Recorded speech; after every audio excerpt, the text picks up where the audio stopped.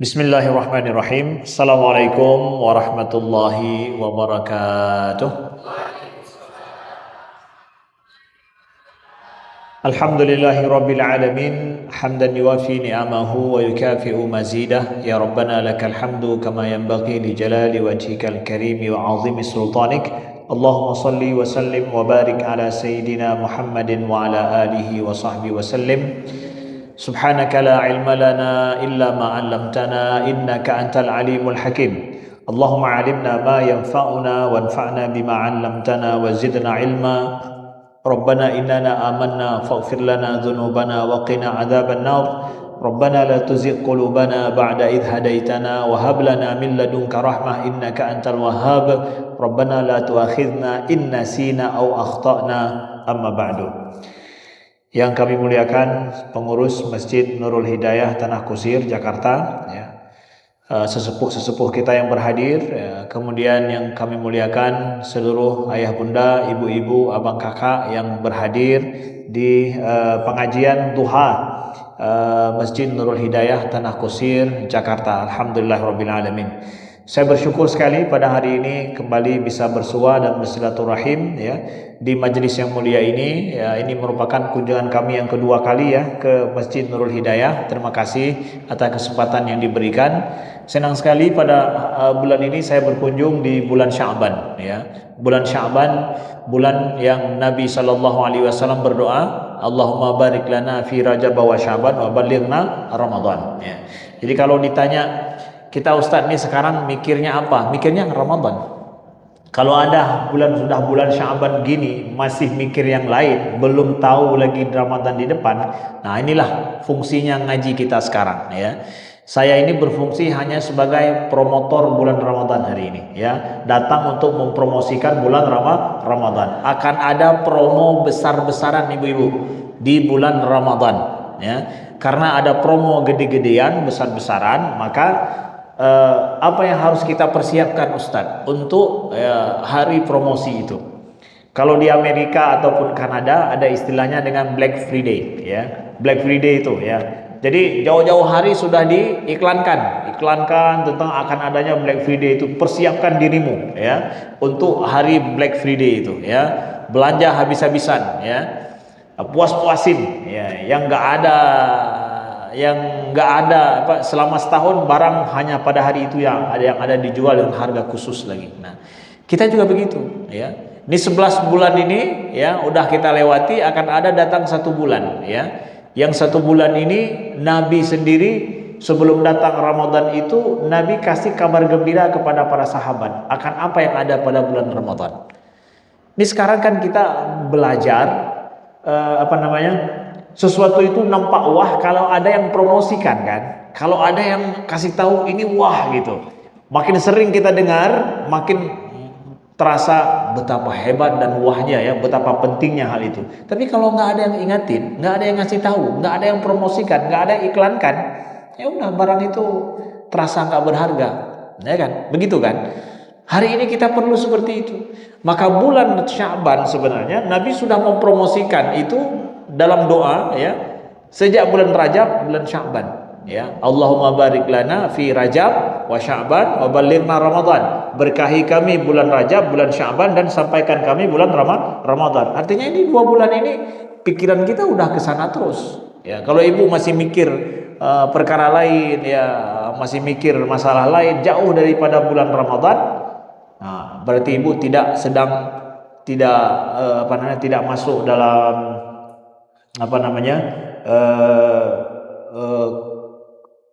bahasa sekarang istilahnya apa, ya? Ya, tidak tahu hal-hal yang sedang viral gitu, ya. Istilahnya apa itu? Ketinggalan zaman gitu, ya. Ini kita yang viralnya sekarang apa? Bulan Ramadan nih ke depan nih. Semua kita mikir untuk itu, persiapan untuk itu, ya. Apa yang pernah Nabi katakan kepada para sahabat ketika Nabi menyampaikan atau mempromosikan bulan Ramadan? Apa yang Nabi ucapkan, ya? Kira-kira kalau itu dipromosikan sama kita merasa senang nggak? Merasa gembira nggak? Merasa tertarik nggak, ya, untuk beli di bulan Ramadan itu? Untuk siap untuk menikmati bulan Ramadan itu? Apa kata Nabi? Kana yubashiru ashabahu, ya. Ini hadis riwayat Imam Tirmidzi dan Ibnu Majah. Coba dengarkan ini, Nabi memberikan kabar gembira tentang bulan Ramadan kepada para sahabat. Ya, kalau bahasanya saya sedang jualan barang ini, kira-kira dengan cara saya mempromosikan ini, ibu akan beli nggak barang ini? Ya, kira-kira tertarik nggak? Gimana cara Nabi mempromosikan Ramadan supaya sahabat tertarik gitu? Nanti kita akan lihat, ibu kira-kira tertarik nggak kalau kayak gitu cara dipromosikan ya? Itu yang dikasih tahu, tertarik nggak? Coba dengarkan ini. Kana yubashiru ashabahu, ya. Nabi memberikan kabar gembira, mempromosikan Ramadan pada sahabatnya apa? Ja'akum syahrul Ramadan syahrun barakah. Datang kepada kalian bulan Ramadan itu bulan berkah, kata Nabi, ya. Yaghshakumullahu fihi fayanzilur rahmah wa yuhittul khataya wa yastajibud du'a. Yanzurullahu ila tanafusikum fihi fayubahi bikumul malaikah fa'arullaha min anfusikum khaira fa inna syaqi man hurrima fihi rahmatallahi ta'ala. Rawahu Tirmizi. Nah, nih cara Nabi kasih tahu kabar gembira tentang bulan Ramadan. Gini Bu caranya. Ja'akum Ramadan, kata Nabi. Datang kepada kalian bulan Ramadan. Bulan penuh berkah, kata Nabi. Bulan penuh berkah. Dah, itu perkataan pertama dari Nabi. Datang Ramadan itu adalah bulan berkah. Apa makna bulan berkah? Ibu-ibu kalau makan, bapak-bapak kalau makan, sedikit makan tapi terasa kenyang, kita katakan itu apa? Berkah. Sedikit uang tapi cukup untuk membeli segala sesuatu, ya, memenuhi hajat kita, terasa berkah. Sedikit waktu tetapi kok dapat banyak gitu ya, nggak merasa sia-sia, itu kita katakan berkah. Ramadan dengan selain Ramadan, waktunya berapa hari? Sama nggak jumlah hari bulan Ramadan dengan hari bulan-bulan yang lain? Sama. Di dalam Islam bulan Qamariyah itu 29 atau 30 hari, antara itulah. Bulan lain juga seperti itu. Lalu berkahnya di mana bulan Ramadan itu? Ya. Ada di dalam bulan Ramadan itu, kata Nabi, yaghshakumullahu fihi fayanzilur rahmah. Allah menurunkan rahmat dan karunia-Nya kepadamu pada bulan itu. Turun rahmat karunia Allah pada bulan itu. Jadi kalau bukan bulan itu nggak turun rahmat Allah. Emangnya kita ini nggak dalam rahmat Allah, ya? Nggak dapat kasih sayang Allah. Kita hidup dalam semua waktu dalam rahmat dan kasih sayang Allah. Tapi kenapa dibilang cuma bulan Ramadan? Nggak. Maknanya bulan Ramadan ada kekhususan. Kita bulan suci Ramadan, kata Nabi, fihi lailatun khairun min alfi syahr. Pada bulan Ramadan itu ada satu malam yang lebih baik daripada 1000 bulan. Oke? Itu hanya ada pada bulan itu, nggak ada pada bulan lain. Kata para ulama, siapa yang mereka mendapatkan malam Lailatul Qadar, dia beribadah satu malam itu sama dengan beribadah 83 tahun. Itu dapat satu malam loh. Dapat satu malam, dapat pahala ibadah lebih baik daripada 83 tahun. Umur kita, jarang-jarang mungkin orang tua kita yang ada sampai 83 tahun. Pak Syarif, berapa Pak Syarif? Masya Allah, 81 Pak Syarif. Alhamdulillah, mudah-mudahan berkah umur beliau, panjang umur, bermanfaat bagi umat, ya. Pak Syarif 83 tahun. Ini kita nih macam saya ini yang baru 40-an tahun, ya. Wallahu alam, saya tidak tahu akan sampai umur 80 tahun lebih, ya. Kita dapat satu malam itu beribadah seakan umur kita 83 tahun. Kalau umpamakan kita meninggal 60 tahun, mana lebih panjang umur ibadah dengan umur kita? Panjang umur ibadah. Umurnya 60 tahun, atau mungkin 40 tahun, atau mungkin 50 tahun, tapi umur ibadahnya 83 tahun. Nampak berkah enggak? Cuma dapat bulan Ramadan dapat. Makanya dikatakan oleh Nabi itu bulan penuh berkah. Oke? Kemudian kata Nabi SAW, setiap satu kebaikan, ya, itu dilipat gandakan jadi 10. Itu kapan aja tuh? Kapan aja hari ini berbuat satu kebaikan, itu Allah akan balas 10 kali lipat. Oke, orang berbuat jahat ya dibalas sesuai dengan kejahatannya, enggak dilipatkan. Ya, tapi kalau kebaikan dilipat oleh Allah. Tapi bulan Ramadan dilipat gandakan bukan 10 satu kebaikan, tapi apa juga 700 ila ad'af kata Nabi, sampai kemudian berlipat-lipat tidak terhingga sesuai dengan kualitas daripada perbuatan kita. Ini layak dihargakan berapa? Macam orang jual ikan kan, walaupun ikannya sama, tapi kualitas ikannya udah berbeda. Ada yang udah 3 hari, 4 hari udah masuk es 1 bulan, walaupun sama ikannya, tapi harganya beda, kualitasnya beda. Bapak Ibu yang dimuliakan Allah. Begitu juga amalan kita bulan Ramadan nanti. Satu kebaikan nggak jadi 10, jadi 700. Kalau kualitasnya bagus, bahkan sampai gini kalau ilmu matematikanya. Apa itu? Tidak terhingga. Nggak dikali. Kalau ini kali berapa? Kali berapa? Kali berapa? Udah nggak sanggup kali-kali lagi, nggak tahu berapa? Tidak terhingga. Ya. Itu bulan Ramadan. Bulan Ramadan, Bapak Ibu yang dimuliakan Allah. Itulah makna bulan berkah. Dapat 1 bulan, tapi pahalanya kalau dapat malam Lailatul Qadar bahkan lebih daripada 83 tahun. Bayangkan kalau bapak-bapak diizinkan Allah setiap tahun dapat Lailatul Qadar. Ya, setiap tahun dapat Lailatul Qadar. Umurnya 60, 70, 80 tahun, 90 tahun, tapi catatan malaikat umur ibadahnya 1000, 2000, 3000 tahun. Bayangkan itu. Ya, kalau dapat setiap tahun. Emangnya Ustaz ada hamba Allah yang dapat umurnya 30 sampai setiap tahun itu dapat Lailatul Qadar? Kenapa tidak? Yang penting dia ada mempersiapkan diri dengan baik gak bulan Ramadan itu. Nah, makanya kan umat nabi-nabi terdahulu, Bapak Ibu yang dimuliakan Allah, umat-umat nabi terdahulu itu umurnya 1000-2000 tahun. Nabi Nuh berdakwah di kaum beliau apa? 950 tahun. Itu dalam Al-Quran loh. Allah sebutkan Nabi Nuh berdakwah di kaum beliau 950 tahun. Itu bukan umur Nabi Nuh, tapi masa berdakwah. Umur beliau lebih 1000. Lebih 1000 tahun. Umat Nabi Muhammad, Nabi kita saja 63 tahun. Ya, 63 tahun, enggak sampai 100, enggak. Katanya umat Nabi Muhammad umat terbaik. Ya, umat terbaik daripada semua umat.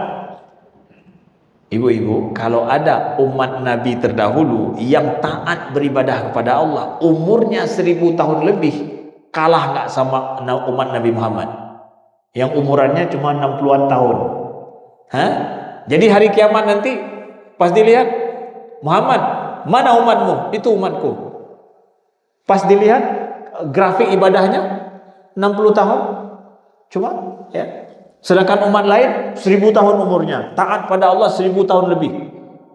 Kalah umat Nabi kan? Gimana juga jadi umat terbaik? Ini nih rahasianya pada malam Lailatul Qadar.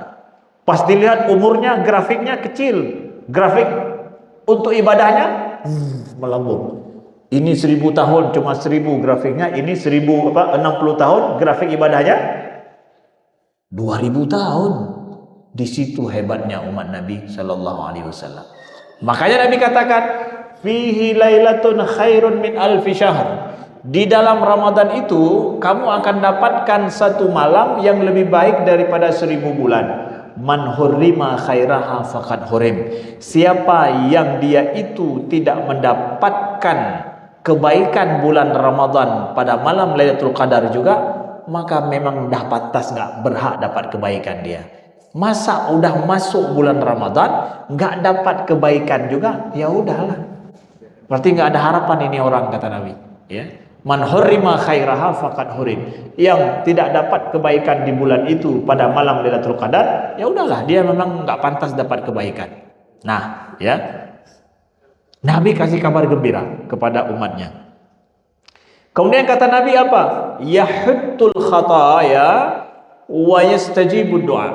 Bulan Ramadan itu berkahnya kenapa lagi? Kesalahan-kesalahan kita diampuni Allah dan doa kita mustajab. Mustajab doa.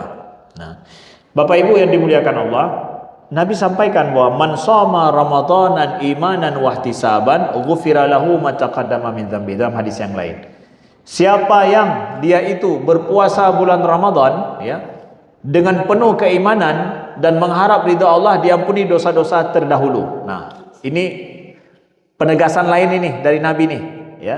Kemudian man qama Ramadan, siapa yang dia itu qiyam malam Ramadan 1 bulan penuh ya, imanan wahtisaban, dengan penuh keimanan dan harap ridha Allah, diampuni dosa-dosa terdahulu.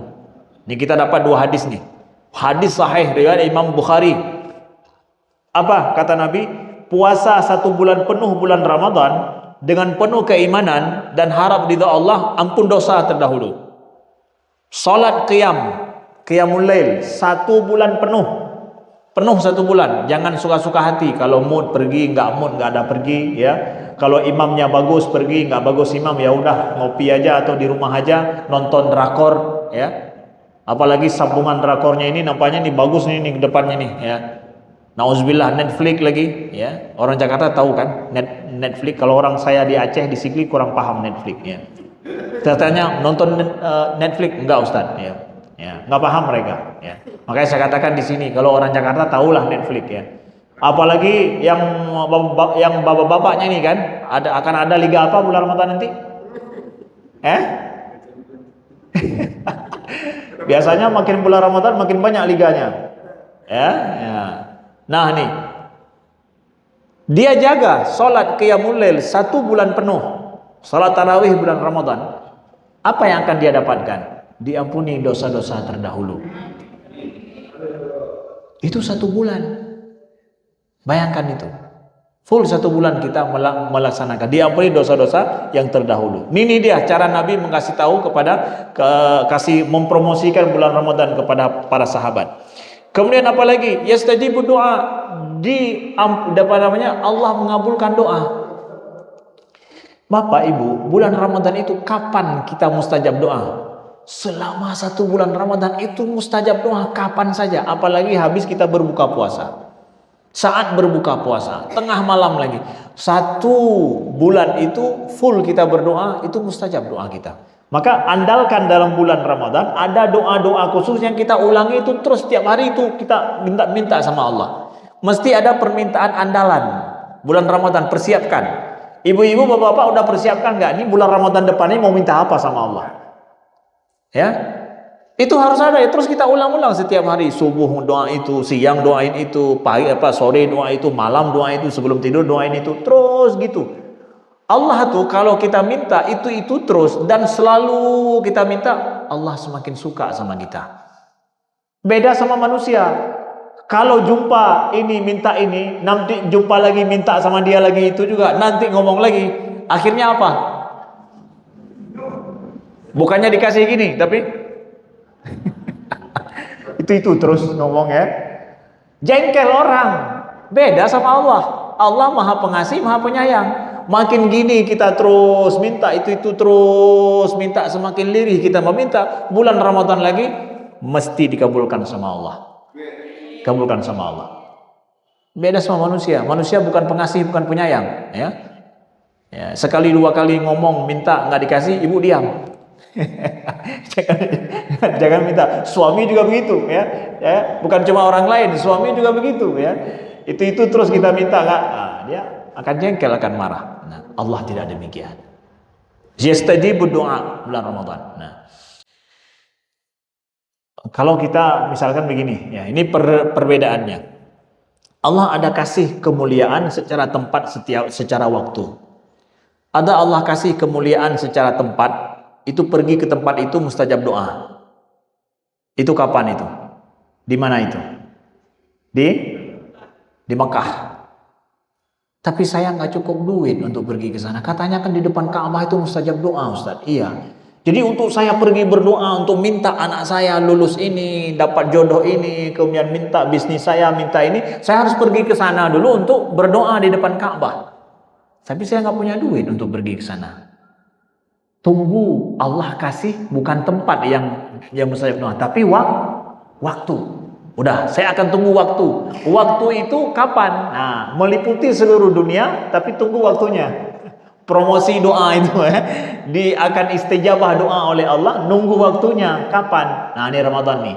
Yang miskin-miskin kita nggak sanggup pergi umrah atau nggak sempat pergi umrah, mau doa, ya tunggu waktu berarti. Ada waktu di mana saja berdoa mustajab.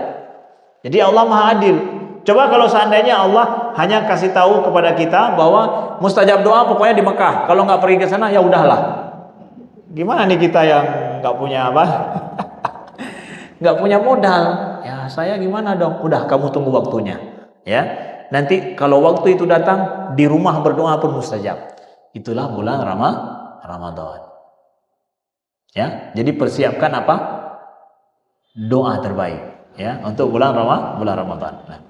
Kemudian kata Nabi lagi apa? Yanzurullah ila tanafusikum fihi fayubahi bikumul malaikah. Bulan Ramadan itu Allah ya melihat kepada tanafusikum, kata Nabi. Bulan Ramadan itu Allah melihat kepada berlomba-lombanya kalian, berkompetisi, bersaing, boleh juga lah ya. Bersaing ya di dalam ibadah sehingga Allah membanggakan kalian dengan malaikat. Lihat itu, Allah akan melihat kita berlomba-lomba berbuat kebaikan bulan Ramadan sehingga Allah banggakan kita pada malaikat. Ada apa gerangan ini Bapak Ibu? Kalau kita berlomba, Ibu pernah lihat nggak perlombaan itu terjadi antara satu orang hidup sendiri dia berlomba gitu? Ada? Perlombaan nggak mungkin terjadi satu orang ya.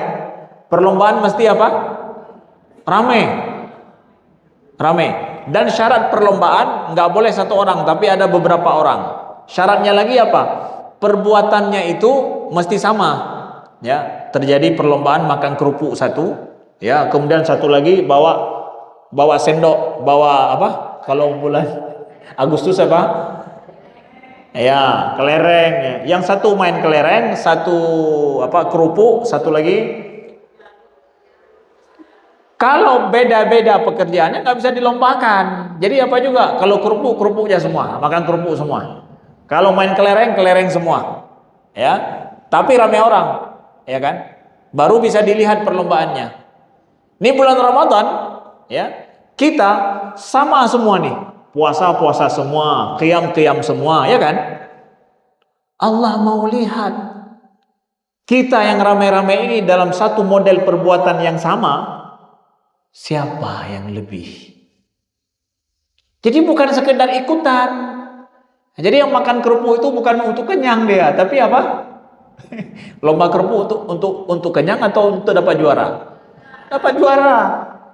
Ramadan juga begitu. Ya, Ramadan juga begitu, ya. Kita qiyam, kemudian kita puasa, mau jadi yang terbaik, yang lebih. Jadi bulan Ramadan itu bulan kebersamaan bersama-sama, berlomba, hidup bersama-sama. Gak bisa bulan Ramadan Ibu, saya sendiri aja, mau sholat sendiri, mau puasa sendiri, mau sendiri-sendiri, enggak, berlomba bersama-sama. Maka gak akan mungkin terjadi perlombaan kalau sendirian. Maka itu bulan kebersamaan. Tapi dalam satu action, satu perbuatan, semua kita sama. Puasa semua. Ibadah baca Quran semua. Kemudian juga kita melaksanakan qiyam juga semua. Jadi Allah lihat itu kepada tanafus kita. Jadi jiwa tanafus itu, jiwa berlomba itu Allah akan lihat. Nah, jadi gitu. Maka persiapkan dari sekarang. Kalau nggak kita persiapkan dari awal, nggak mampu kita berlomba. Ya kan? Nah, lihat itu. Kemudian fa'arullaha min anfusikum khaira, kata Nabi.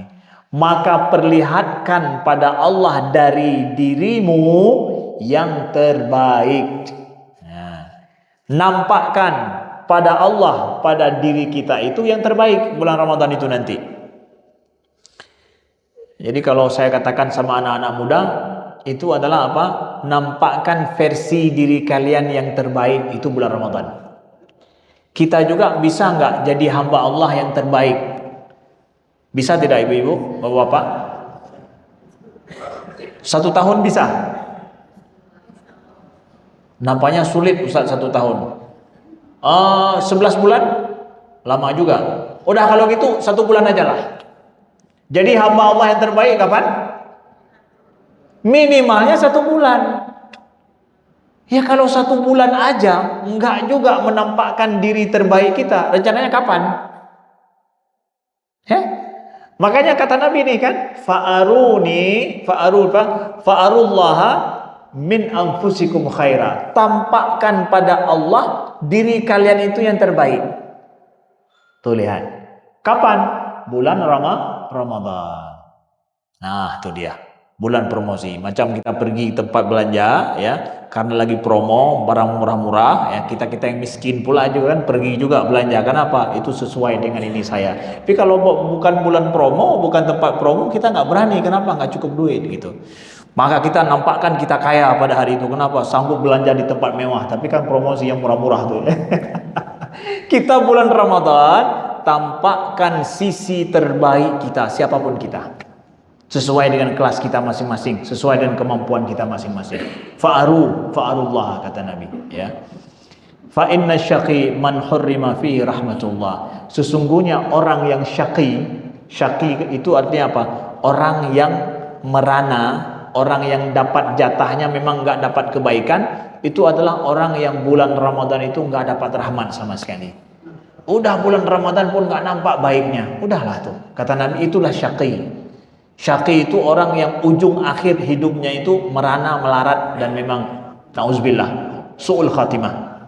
Orang-orang yang syaqi, yang su'ul khatimah itu memang bulan Ramadan itu nggak nampak kebaikan sama sekali dari dia. Udah, kalau bulan Ramadan pun nggak nampak baik, ya sudah. Memang dia nggak berhak mendapat kebaikan. Nah, tuh, begitu Nabi kasih kabar gembira kepada sahabat tentang bulan Ramadan. Jadi sekarang apa stepnya kita Ustaz? Kita akan bicara sedikit masuk ke masalah hukum fikihnya.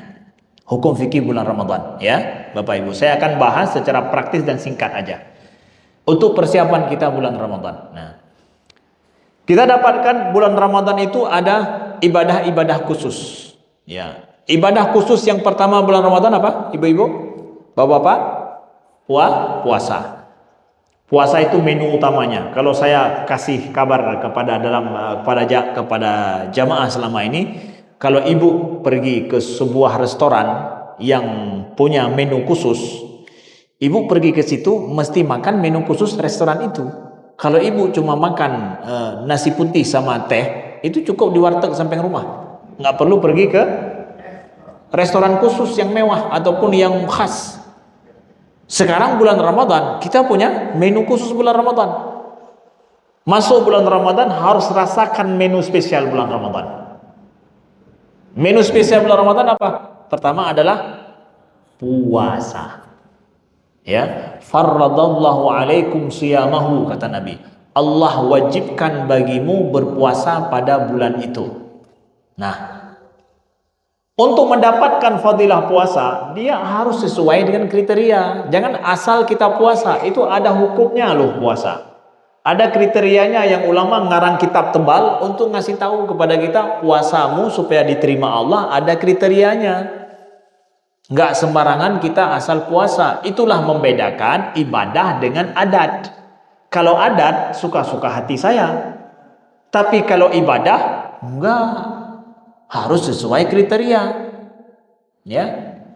Gitu Bapak ya. Itu bedanya. Pertama kita lihat rukun puasa itu ada berapa? Rukun puasa ada 2, Bapak Ibu yang dimuliakan Allah. Rukun itu artinya apa sih? Rukun itu adalah komponen inti puasa. Yang satu komponennya tidak ada berarti itu nggak bisa pakai barang, harus rusak. Ya, itu rukun inti, rukun namanya, komponen inti. isi dalamnya. Kalau ibu buat pastel, pastel komponen intinya apa ibu? Dibilang pastel, ini apa pak? Ibu, pastel ini. Kalau orang makan mesti, pastel itu mesti ada apa? Ada isinya, kemudian ada bagian luarnya itu terbuat dari apa ibu? Tepung terigu dan bentuknya 4 segi gitu ya. Pastel gitu. Bulan sabit. Nah, itu bentuknya bulan sabit ya. Kemudian isinya ada isinya, terserah isi mau sayur, mau daging, mau itu. Pokoknya ada isinya. Ini beli pastel isinya nggak ada. Ya, nampak kembung gitu tapi nggak ada isi. Ini nih bohong. Bukan pastel tapi kue bohong. Kalau di Aceh, kampung saya ada namanya kue bohong. Nampaknya besar, pas kita makan ciut dia, ya. Dikasih tahu kue bohong. Kalau di sini apa? Kue apa ibu? Nah, saya mau kasih kabar, itulah rukun. Rukun itu mesti ada itu. Nah, 2 ibu rukun daripada puasa itu. Yang pertama apa? Yang pertama adalah niat. Niat. Niatlah yang membedakan ibadah dengan adat. Kalau nahan dari makan dan minum, itu bukan cuma puasa bulan Ramadan, tapi puasa bulan lain atau bahkan puasa ke dokter, pergi ke dokter pun ada puasa katanya. Ibu pergi ke sini sebelum cek puasa dulu katanya ya. Puasalah kita, nggak makan nggak minum ya. Demi apa? Tarik darah kita dicek gitu ya. Itu puasanya. Tapi niatnya apa? Niat jumpa dokter, niat cek kesehatan. Apakah itu ibadah? Bukan. Jadi apa yang membedakan puasa kita ibadah atau bukan adalah ketika kita meniatkan itu adalah tunduk patuh pada perintah Allah dan melakukannya karena Allah, dan kita mengharap pahala di sisi Allah saja. Baru menjadikan puasa itu atau amalan itu ibadah. Ramadan, kenapa Bapak meniatkan? Karena ini perintah Allah. Lalu saya melakukannya demi mengharap ridho dan pahala dari Allah. Saya niatkan ini karena Allah. Itu niat tuh. Jadilah puasa nahan diri dari makan minum dan berhubungan suami istri itu berpahala, bukan adat. Ya. Dah, gara-gara niatlah beda. Kalau kita lihat orangnya sama aja, tapi niatnya beda. Nah, ini penting yang pertama, niat. Kriteria niat. Nah, ada 3. Ini kriteria niat dalam kita melaksanakan rukun puasa niat ini. Saya sampaikan ini mazhab Imam Syafi'i ya. Saya sampaikan mazhab Imam Syafi'i. Kriteria niat ada 3. Karena ini rukun, wajib disampaikan. Kriteria supaya niat ini sempurna, ya, benar, 3. Yang pertama, niat itu harus ditentukan jelas kalau ini puasa wajib bulan Ramadan tahun ini. Puasa wajib bulan Ramadan tahun ini. Enggak boleh asal mengatakan saya niat puasa. Enggak boleh niat puasa doang. Kalau puasa sunnah boleh, tapi kalau puasa wajib bulan Ramadan enggak boleh begitu. Mesti niatkan puasa wajib bulan Ramadan tahun ini lagi. Karena ibu-ibu sekarang ada yang puasa wajib bulan Ramadan nih sekarang nih. Ibu-ibu, ada yang puasa wajib bulan Ramadan saat ini nih. Yang qadaan lillahi ta'ala. Kan bulan Ramadan itu. Betul kan? Dia sedang bulan Sya'ban ini ramai yang puasa bulan Ramadan. Qadaan lillahi ta'ala, bayar hutang Ramadan tahun lalu belum selesai lagi. Puasa Ramadan juga dia. Tapi Ramadan tahun lalu. Jadi nanti masuk bulan Ramadan tahun ini, niatkan Ramadan ini nih. Kalau hanya bilang saya niat puasa bulan Ramadan, nggak bisa. Kenapa? Ada yang puasa bulan Ramadan tahun lalu. Bahkan ada yang jahilnya niat puasa Ramadan nanti samaan dengan Ramadan aja kita qadha sekalian katanya. Dia qadha sekalian, waktu bulan Ramadan aja kita qadha tahun lalu, tahun sekarang ya sama aja sekalian. Nah, itu lebih jahil lagi tuh ya. Makanya niatkan puasa Ramadan, niat puasa wajib Ramadan tahun ini di saat itu. Supaya jelas. Ya, supaya aja jelas. Ya. Itu kriteria yang pertama, niat. Supaya niatnya, rukun niatnya sah.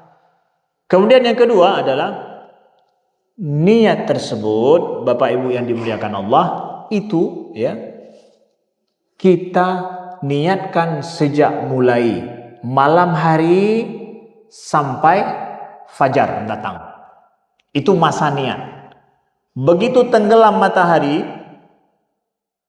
mulai masuk bulan Ramadan, ya, kita niat puasa esok hari mulai saat itu. Silakan mau niat langsung terus mulai maghrib, setelah isya, tengah malam, pokoknya sebelum datangnya subuh, ya, fajar, itu masa kita meniatkannya. Silakan mau niat di mana-mana saja, terserah. Dan niat itu cukup dalam hati saja. Enggak mesti harus dilafazkan, diucapkan. Oh Ustaz, saya ucapkan. Ucapkan boleh. Tapi asli niat dalam hati. Ucapkan itu hanya untuk menyadarkan diri tentang apa yang kita niatkan. Ya kan? Kita meniatkan, ya, sahaja aku puasa, ya. Wajib bulan Ramadan tahun ini karena Allah Ta'ala, itu saya ucapkan. Itu untuk menyadarkan diri kita tentang niat dalam hati. Itu talafuz namanya. Aslinya nggak ucapin juga nggak ada masalah. Dalam hati saya nggak ngucapin apa-apa dalam hati, tapi kita sadar dengan niat kita, bagus, boleh, silakan seperti itu, nggak masalah. Bapak Ibu yang dimuliakan Allah. Ya, jadi waktu niat. Yang kedua apa? Waktu niat saat itu. Nggak boleh niat setelah sholat subuh. Kalau baru niat Ramadan, kalau baru niat puasa bulan Ramadan, saat kita puasa setelah azan subuh, kata para ulama dalam mazhab Imam Syafi'i ini, itu puasanya hari itu tidak sah. Dia harus qadha puasa itu. Kalau puasa sunnah boleh. Ibu-ibu puasa sunnah niatnya udah azan subuh jam 7, ya. Pas pulang bapak-bapak juga pergi sholat subuh terus, mau pulang rencana mau makan, istri akan masak, ternyata pas pulang nggak ada masak apa-apa. Kenapa nggak dimasakin? Capek, nggak sanggup, mau beli pun bapak-bapaknya nggak sanggup, ya udahlah puasa hari ini. Begitu sekarang baru diniatkan, boleh. Itu puasa sunnah. Kalau puasa wajib nggak bisa. Ya, beda. Puasa wajib nggak boleh begitu. Ada waktunya khusus itu. Ya, malam hari. Puasa untuk esok hari. Niatkan saat itu. Ada yang nanya, Ustadz, tapi udah niat puasa kok masih makan minum? Ya kan? Niat malam hari. Setelah niat puasa, makan, minum. Boleh. Karena niat puasanya besok. Bukan saat itu. Ya. Bukan puasa di malam hari. Puasa esok hari. Niatnya saat itu. Itu kriteria nomor 2 dari niat. Yang pertama tadi apa? Jelas, pastikan itu puasanya puasa apaan. Di saat itu juga. Ya. Niatnya malam. Setelah itu, yang ketiga adalah diulang-ulang niat itu tiap malam. Nah, ulang niat itu tiap malam. Oke? Ustadz, kan bisa satu malam, satu kali niat itu 1 bulan, Ustadz. Itu ada dalam mazhab Imam Abu Hanifah diperbolehkan demikian. Tapi saya bicara mazhab Imam Syafi'i supaya nanti jelas maksudnya. Oh, kalau begini mazhab Imam Syafi'inya begitu, yang lainnya adalah itu mazhab Imam Abu Hanifah. Tapi mazhab Imam Syafi'i dalam hal ini lebih kuat. Analoginya ataupun dalilnya, buktinya begini. Ya. Kalau kita sholat ya, kita niat sholat 4 rakaat zuhur nih. Sebentar lagi kita zuhur. Sholat 4 rakaat zuhur. Cukup niat sekali saja tanpa harus niat 4 rakaat kan? Rakaat pertama harus niat 1, rakaat kedua niat lagi, rakaat ketiga enggak ada, sekali niat aja. Untuk 4 rakaat, enggak setiap rakaat diniatkan. Tapi kalau Bapak batal sholat di rakaat yang ketiga, itu ngulangnya gimana? Semua kan? Dari awal. Enggak nanti ini masuk rakaat setelah wudhu kembali, rakaat ketiga nih Allahu Akbar, sambung 2 rakaat lagi. Enggak, begitu, bukan. Ulang dari awal. 1, 2, 3, 4. Batal rakaat keempat, ngulang pula dari awal. Karena dia satu paket dia, enggak bisa dipisah-pisah tuh. Kalau rusak ini rusak semua berarti. Maka niatkan sekali untuk semua.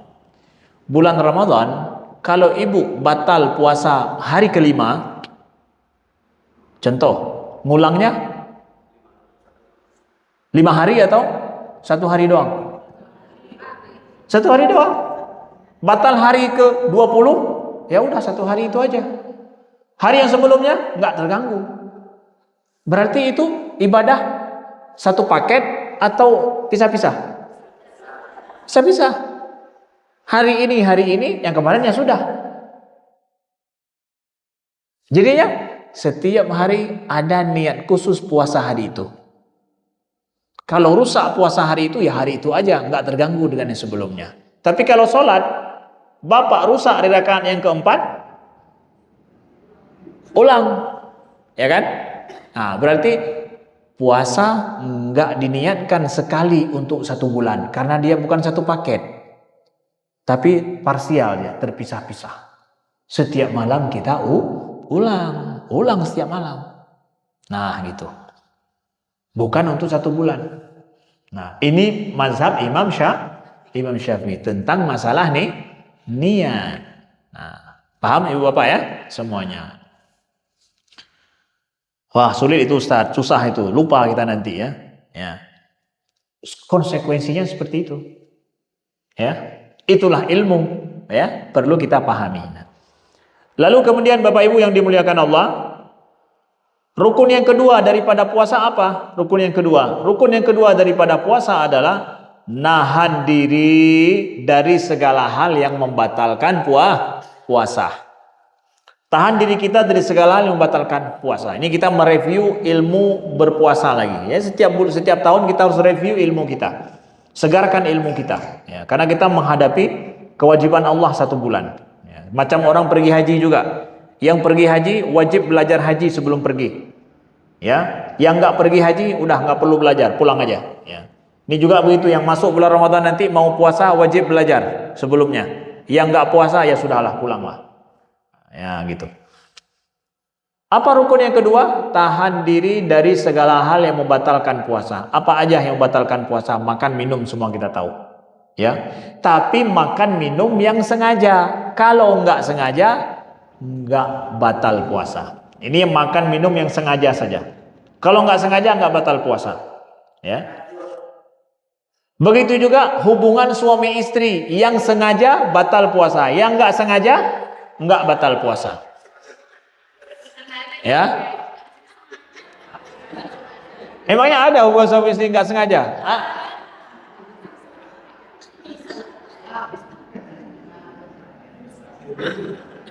Ya bisa aja secara hukum nggak sengaja gitu. Apalagi hari pertama kan ada rutinitas. Pas hari pertama ternyata udah harus rubah rutinitasnya, lupa juga kan? Dua-duanya pula lupa ya.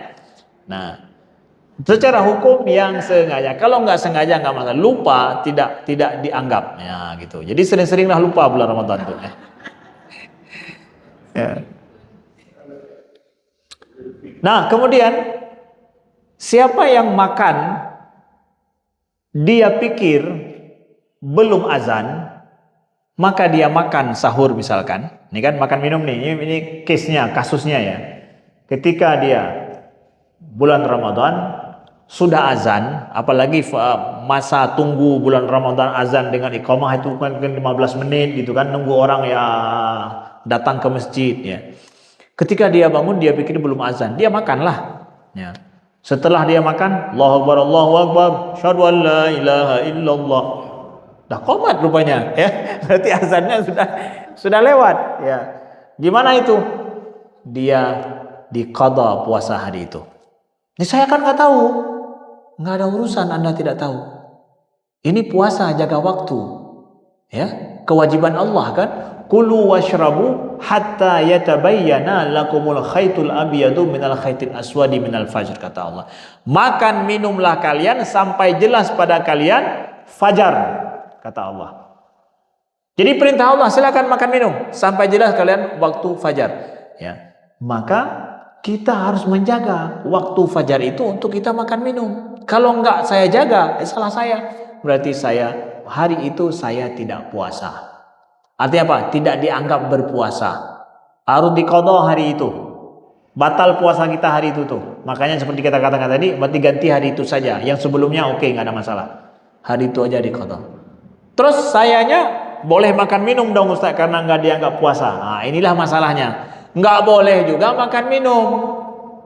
Tapi saya kan nggak dianggap puasa. Nah, inilah dia hukumnya. Saya nggak dianggap puasa hari itu, ya. Tapi saya nggak boleh makan minum seperti biasa. Namanya imsak.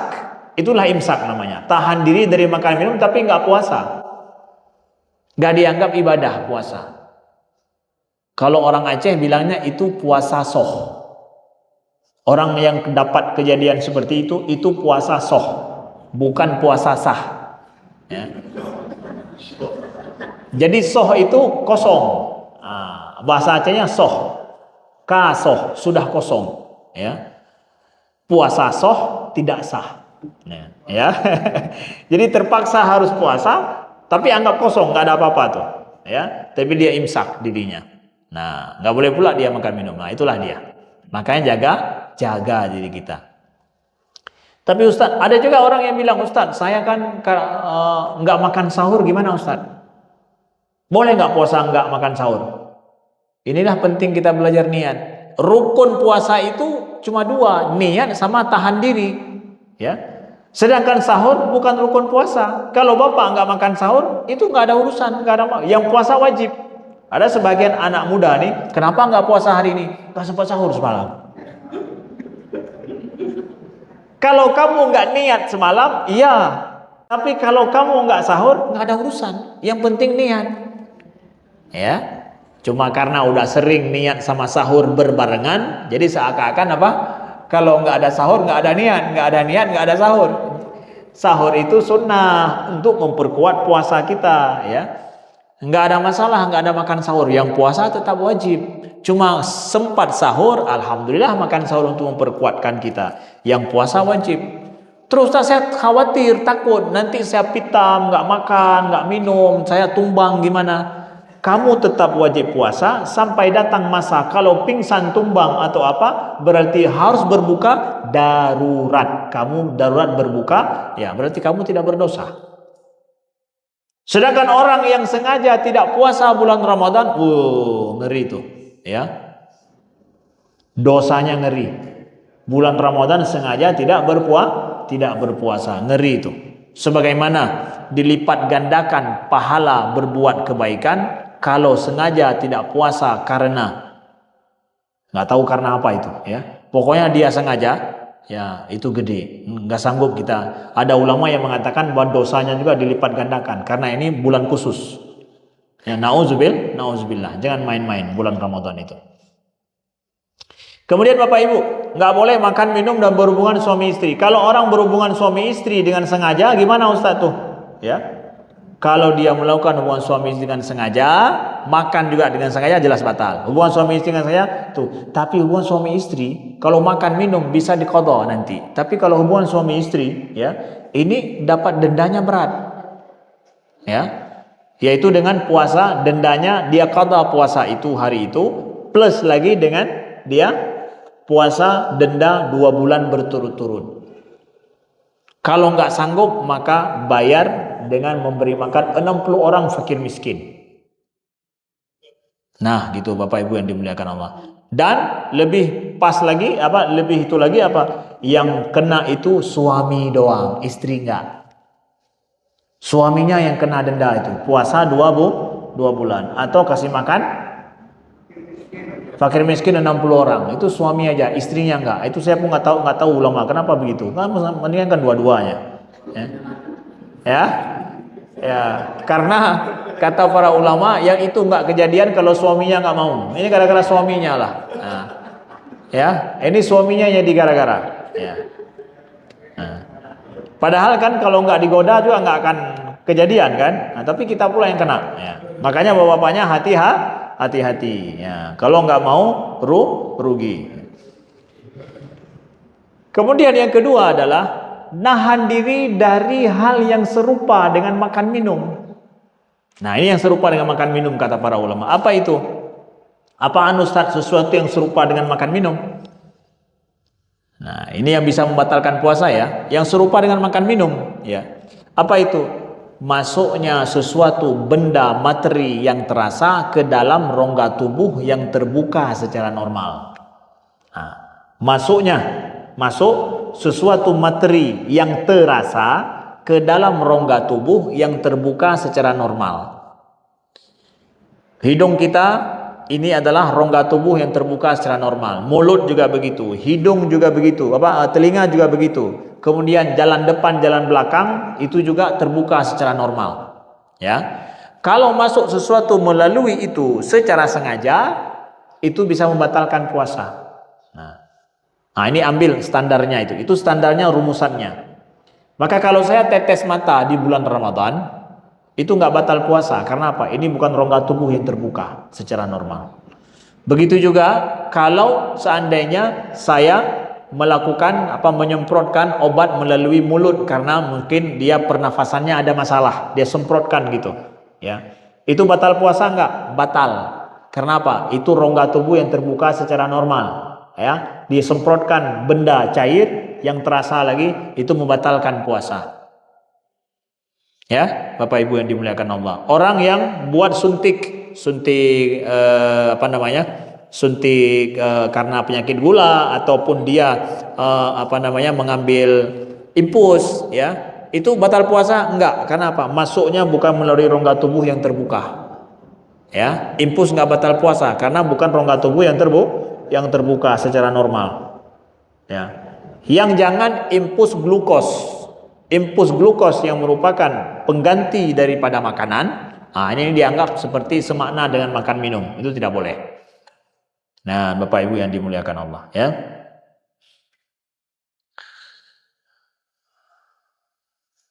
Itu semua kalau dilakukan dengan sengaja. Kalau nggak sengaja nggak ada masalah, ya. Bapak Ibu. Kemudian orang menelan air liur sah, nggak ada masalah. Tapi menelan dahak, ya, yang sudah bisa terpisah dalam mulut, nah ini bisa batal puasa. Dahaknya dibuang, nggak boleh ditelan. Terus kalau seandainya batuk berdahak ketika sedang sholat, gimana Ustaz? Mau dibuang kemana? Bulan Ramadan berdahak nih, ya, berdahak bulan Ramadan. Mau kemana nih? Batalin sholat? Nggak boleh batalin sholat. Oh, berdahak ini, mau ditelan batal puasa kan? Apalagi terasa dia ada manis-manisnya kan? Kayak minum air ada manis-manisnya gitu, ya. Gimana Ustaz? Nah, jadi kalau kita kondisi sedang batuk bulan Ramadan, ya, berdahak begitu, sholat berjamaah misalkan, ataupun sholat sendirian juga di rumah, nggak boleh batalin sholat. Setelah Allahu Akbar batuk kita, nggak boleh sembarangan batalin sholat wajib loh. Jadi jangan pikir buat sholat wajib, oh ya saya batalin, nggak boleh. Kalau sudah ikrar Allahu Akbar, itu harus komitmen sampai akhir kita. Walau gempa, goyang dan yang lain, kalau kita masih merasa aman, nggak boleh dibatalin. Apalagi kalau orang ketuk pintu, Waalaikumsalam, buka pintu, nggak boleh. Kita komitmen sholat itu nggak boleh sembarangan, ya. Batuk juga nggak boleh. Jadi gimana? Meludah ketika dalam sholat nggak boleh juga, dilarang oleh Nabi. Kita bawa tisu khusus, ya, tisu khusus kita ambil, ya, ambil dahak kita dengan ini kita sedikit, kemudian, ya, gitu caranya. Kalau kita tahu diri kita batuk, nah, bapak juga sedang sholat berjamaah di masjid, bawa tisu khusus untuk itu. Kalau dulu para sahabat dengan bajunya, karena nggak ada tisu masa mereka kan, dengan baju mereka buang dengan baju. Ya begitu. Ya karena darurat. Paham ya? Kemudian batal puasa lagi apa? Ini adalah orang yang melakukan onani atau masturbasi dengan sengaja. Ini bisa membatalkan puasa. Bagi anak-anak muda ini harus paham. Yang dilakukan dengan sengaja atau melihat sesuatu yang memicu keluarnya mani seseorang, ini juga batal puasanya. Karena apa? Dia melakukannya dengan sengaja.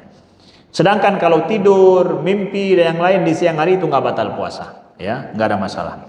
Kemudian juga kalau seandainya orang lagi junub malam, kemudian ketika datang sahur belum sempat mandi junub, boleh nggak Ustaz? Boleh, nggak ada masalah.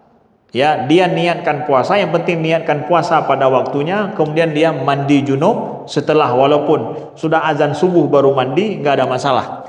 Karena mandi junub itu wajib untuk sholat, tapi tidak wajib untuk puasa. Nah, nggak harus. Ini junub ini apa namanya? Junub hubungan suami istri misalkan, atau junub sudah selesai masa haidnya, tapi belum sempat mandi, nggak ada masalah, puasa tetap, setelah itu baru mandi. Kalau haidnya sudah berakhir. Nah.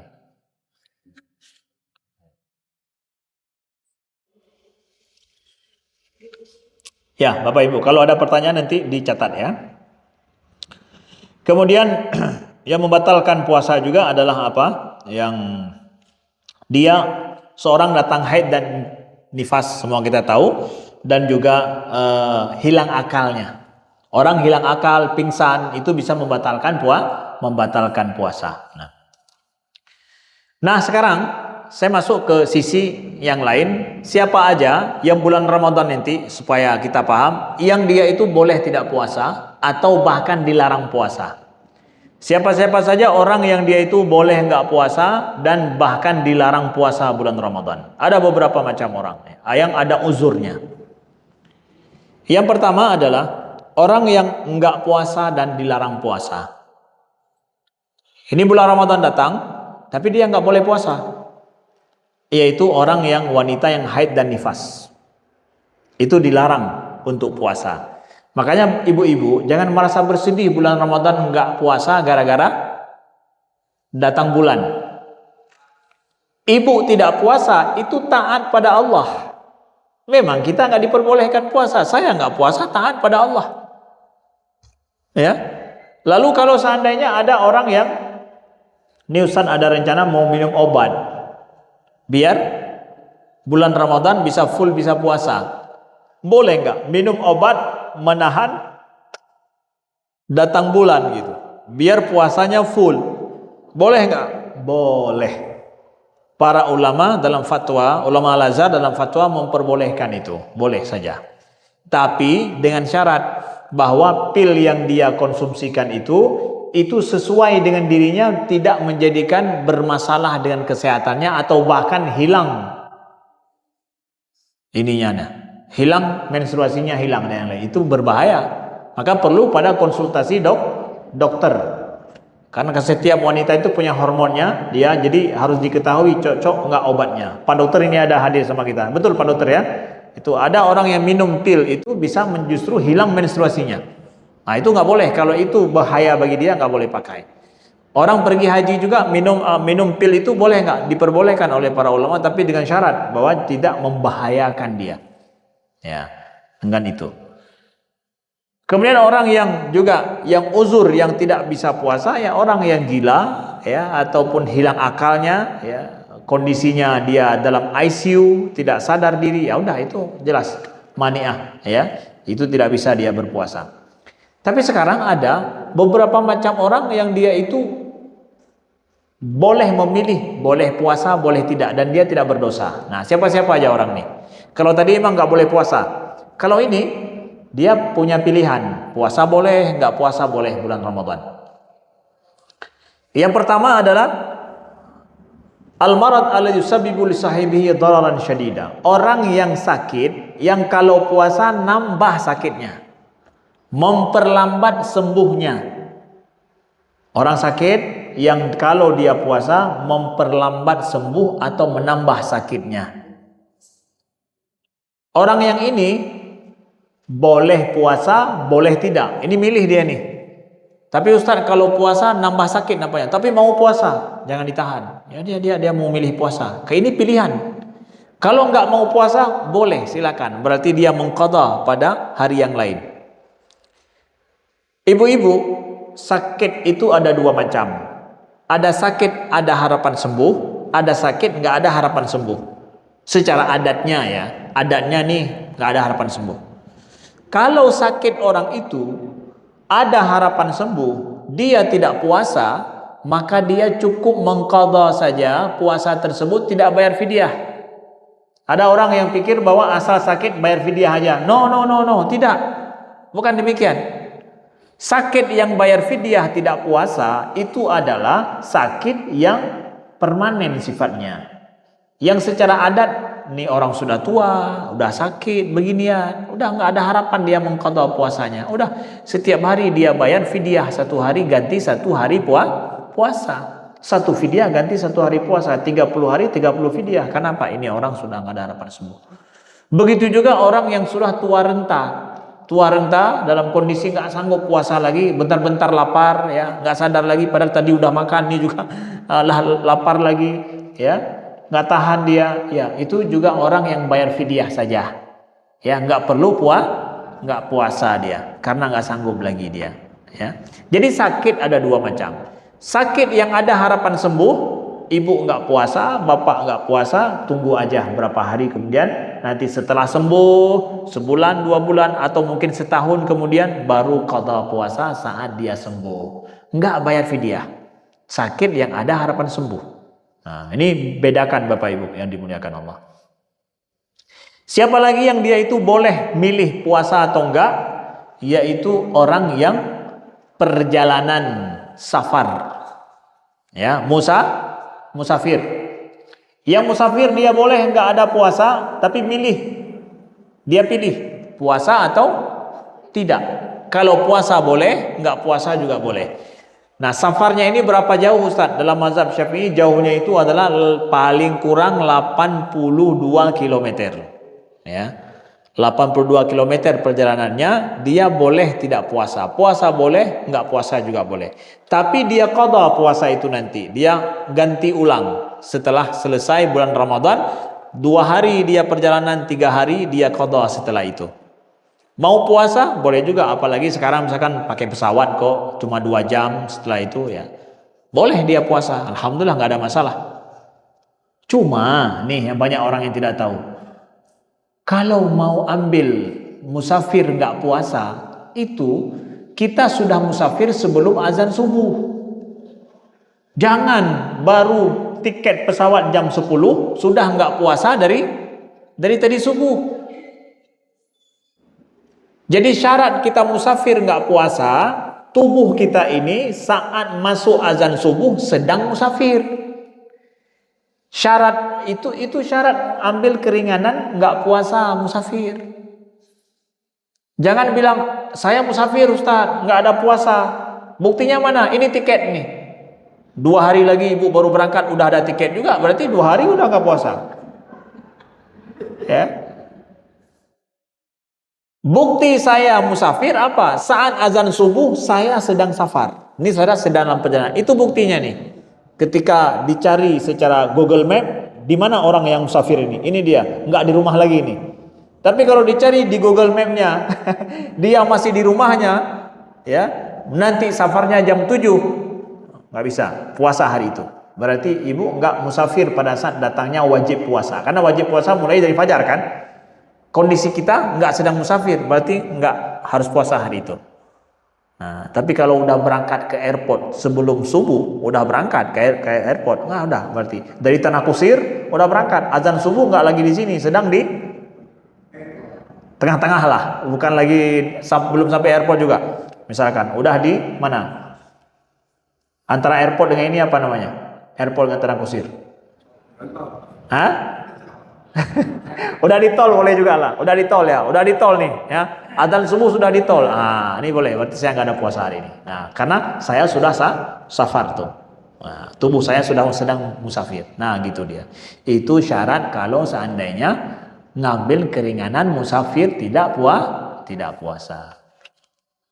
Terus Ustadz, saya nih mau ke Jepang, nanti kan saya di pesawat nanti kan lapar. Saya memang pesawatnya jam 10. Nggak mungkin lah saya berangkat sebelum subuh. Ngapain saya di sana, ya kan? Lebih baik saya berangkat jam-jam 7, jam-jam 8. Tapi saya perlu untuk tidak puasa. Ibu puasa tetap kalau seandainya di sana nggak mungkin nih, lapar, haus. Kalau enggak saya nanti enggak sanggup melanjutkan perjalanan saya, apalagi saya ada masalah dari kesehatan. Saat itu berbuka, ibu dianggap tidak berdosa. Kenapa? Darurat, nggak mampu melanjutkan. Nabi pernah melakukan dalam safar berpuasa, lalu di tengah hari Nabi minum buka puasa. Kenapa? Nggak mungkin. Nah gitu. Jadi kita harus paham juga hukum Allah itu nggak boleh kita puasa sesuka hati kita. Ini memang wajib atas saya puasa. Ketika tidak sanggup, ya Allah nggak sanggup saya. Ambil keringanan, udah buka puasa, boleh. Nah gitu. Kita hormati ya kewajiban puasa itu. Nah, Bapak Ibu. Ya baik, ada pertanyaan sampai di sini? Ya. Mengenai fidyah, dan di masjid ini juga nanti bulan Ramadan ada penerimaan ZIS, juga kami menerima fidyah. Bisa dijelaskan tentang fidyah itu, terus bagaimana ukurannya, karena strata ekonomi orang kan berbeda-beda. Apakah disamaratakan seperti itu Pak Ustaz? Terima kasih. Assalamualaikum warahmatullahi wabarakatuh. Waalaikumsalam warahmatullahi wabarakatuh. Ustadz, fidyah itu gimana sih? Fidyah itu adalah fafidyatun ta'amu miskin, kata Allah. Fidyah itu adalah fidyah ta'amu miskin, memberi makan orang miskin. Miskin masuk berarti fakir otomatis. Karena miskin, fakir itu di bawah miskin lagi, ya. Miskin aja boleh kita kasih, apalagi yang fakir. Jadi memberi makan, berapa kita beri makan? Memberi makan 1 hari seorang fakir miskin, ganti 1 hari kita puasa. Jadi kebutuhan makan pokok seorang fakir miskin di suatu tempat itu adalah jumlah fidyahnya. Di tempat kita, seorang fakir miskin, misalkan kebutuhan makan seharinya itu berapa? Oke? Berapa kebutuhannya? Rata-rata kita lah, ya. Rata-rata orang makan kebutuhannya 1 hari berapa di sini? Beda tempat, beda.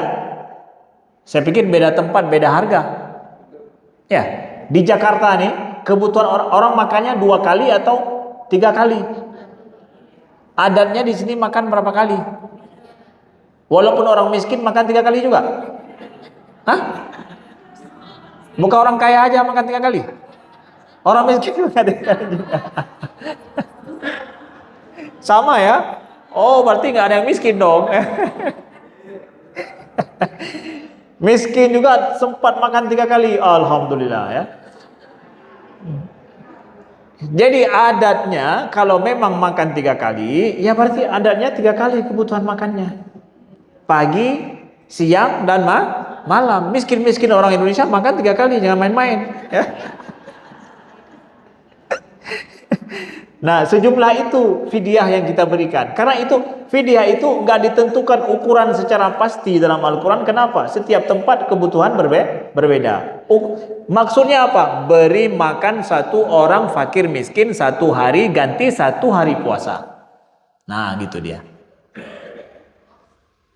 Berapa kira-kira di Jakarta orang makan nih?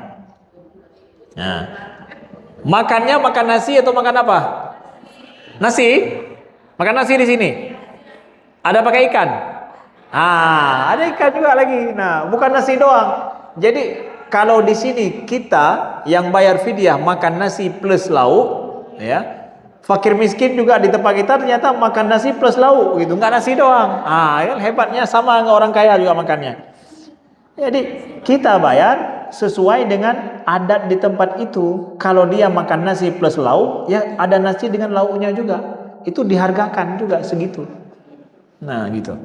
Bahkan lebih bijaknya, min awsati ma tut'imun ahlikum, kata Allah. Engkau membayar fidyah itu, kita bayar fakir miskin itu seperti kita makan kebiasaan untuk diri kita. Ya, kita biasa makan seperti apa, segitu kita bayar. Saya aja makan segitu, ya segitulah saya bayar. Jangan tanya, kamu biasanya makan apa sama fakir miskin? Saya makan ikan asin sama ini. Bagus. Ya, ini. Cari yang miskin-miskin makannya segitu, bayar segitu. Ya, jangan seperti standar kita biasa makan apa. Gitu. Ya, maka bagus kalau sempat bayar sendiri, bayar sendiri. Nggak sempat bayar sendiri, maka bayar melalui wakilah. Wakilahnya itu apa ya? Seperti masjid. Ini ada fidyah saya ya. Bagus kasih tahu fidyah saya ini sekian nih. Saya ada berapa puasa, fidyah saya kira fidyah saya satu fidyah ini 200.000 misalkan. Tolong kasih satu fidyah saya 200.000 nih. Bagus. Kalau dia nggak ada bilang begitu, ya udah kita punya standar bahwa kebiasaan fakir miskin yang menjadi target kita ini itu kebutuhannya 100.000 satu hari paling kurang misalkan. Ya udah kita udah buat standar fidyah nih satu hari. Jadi orang yang bayar fidyah dia udah tahu nih satu fidyah di daerah ini itu 100.000 satu orang. Ya udah dia akan bayar. Ini saya punya 2 fidyah 200.000. Nah gitu kita buat standar. Tapi kalau ada orang bilang bahwa saya karena dia hike sedikit sekali makan satu hari 200.000, satu fidyah saya 200.000 ya. Boleh. Kalau enggak kita buat standar sendiri. Nah begitu.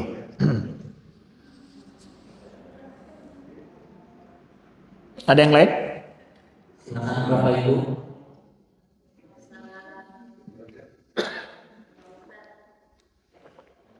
Yang mana dulu? Oh yang ibu-ibunya dulu ya. Tadi bapak-bapaknya, sekarang ibu-ibunya.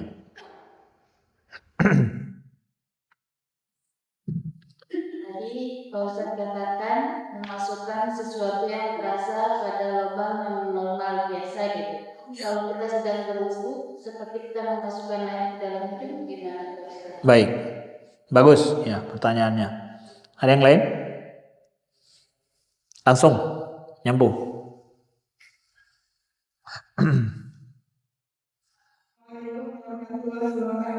Waalaikumsalam warahmatullahi wabarakatuh. Saya mau bertanya Pak Ustadz, bagaimana kita cara menerapkan puasa untuk anak kecil? Biasanya kalau anak saya itu sahur ikut sahur, tapi nanti kadang dia pas zuhur dia udah buka gitu, terus lanjut lagi. Itu bagaimana Pak Ustadz? Berapa umur anaknya? Umur 6 tahun. 6 tahun ya. Ya, Baik. terima kasih Pak Ustadz. Ya, kasih. Waalaikumsalam warahmatullahi wabarakatuh. Nah Ustaz, masih tampung dulu. Ya tampung dulu itu ya. Ada lagi? Udah ada 2, satu lagi biar 3 ya boleh. Ya Pak Ustadz, kalau terawih itu disebut yang online, masih bisa tahajud lagi? Ya, qiyamul lail, tahajud lagi boleh. Ya, terima kasih ya. 3 dulu, ah? 3 dulu. Masih ada satu lagi. Saya ada satu lagi boleh. Ya, 4 jadi. Ya. Memasak, mencicipi makanan, tetapi tidak ditelan. Bagaimana? Baik. Mencicipi makanan tidak ditelan kalau kita masak bulan Ramadan ya. Baik, terima kasih. Ya. Mari kita lihat sekarang pertanyaan yang pertama tadi adalah tentang kalau berwudu itu kemudian terpercik air, tertelan ataupun melalui hidung. Gimana itu Ustaz? Sunnah dalam berwudu ya, kita berkumur-kumur kemudian dia membersihkan hidung kita dengan air. Itu adalah sunnah daripada Nabi sallallahu alaihi wasallam. Berarti perkara yang diperintahkan ya. Kalau seandainya tertelan ke dalam mulut kita, dalam kerongkongan kita, air kumur-kumur kita sedang berkumur-kumur 1, 2, 3, tertelan nggak sengaja ya.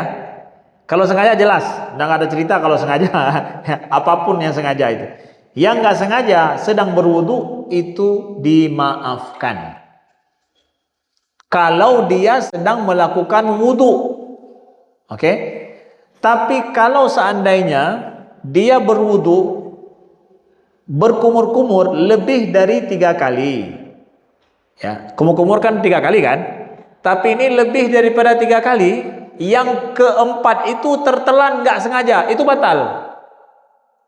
Kenapa? Yang perintah cuma 3, kenapa jadi 4? Ya, apalagi sampai 5 kali. Oh, kebetulan nih lagi terik matahari nih, ya kumur-kumurnya banyak ya, kumur-kumurnya banyak. Nah, gitu. Itu ya, bisa dipahami ya. Begitu juga kalau berkumur-kumur bukan wudu, walaupun sekali tak sengaja tertelan itu bisa batal. Gosok gigi boleh, gosok gigi ketika kita sedang puasa boleh. Gosok gigi pakai odol atau tidak pakai odol. Kalau ibu pakai odol, itu kalau tertelan odolnya yang terasa itu batal puasa.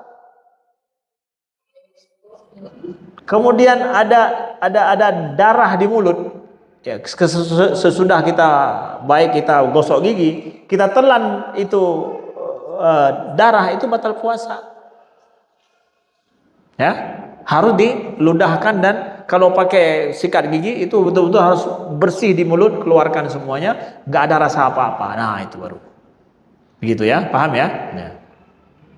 Kemudian pertanyaan, Ustadz, anak saya dia gimana cara ngajarkan anak puasa? Dia sahur tapi nanti siangnya makan lagi, habis itu lanjut puasa lagi ya. Ya, kalau umurnya berapa? 6 tahun Ibu. Wow, kalau 6 tahun nggak apa-apa. Dia sahur 2 kali. Ya. Karena anak yang itu dia belum taklif lagi, belum diwajibkan untuk berpuasa. Tapi ibu sudah ngajarkan dia berpuasa, bangun sahur, itu tarbiyah, pendidikan bagi dia. Bangun sahur dia tepat waktu, itu udah bagus tuh. Tingkat mau makan sahur aja dulu sama-sama kita udah bagus.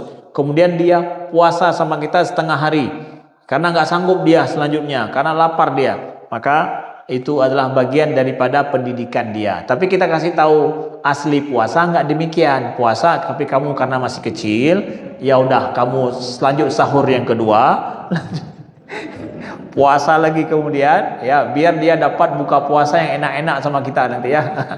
Apalagi dijanjikan kalau kamu nanti sampai buka sama mama, dapat makanan khusus ya. Tapi kita tarbiyah anak kita dikit-dikit sesuai dengan kemampuan dia. Yang jangan kita paksa karena dia belum dibebankan saat itu. Sebaik-baik orang tua adalah yang mengajak anaknya untuk dilatih berpuasa, sebagaimana dilatih juga untuk sholat sampai pada waktu tertentu itu. Ya, Bapak Ibu yang dimuliakan Allah. Itu penting untuk kita pahami. Ya.